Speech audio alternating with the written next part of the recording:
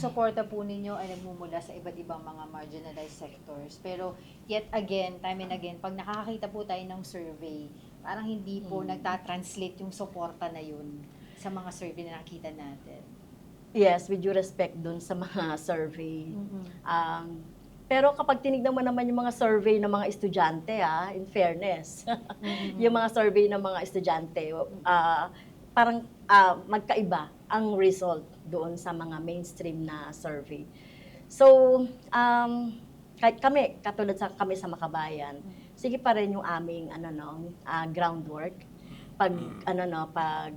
pag-reach out sa ating mga kababayan kasi hindi lang naman election ang mga issues no?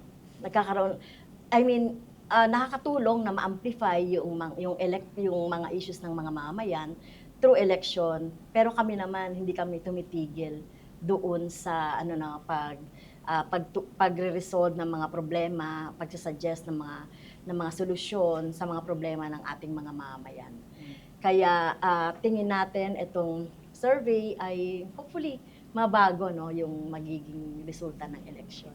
Sana makita ng taong bayan na kami as Makabayan, meron tayong alternatibo between doon sa mga may pangalan, political dynasty, yung mga traditional politician, yung mga politiko na ang kanilang dinadalang mga interes ay interes ng mga nagsusuporta sa kanila.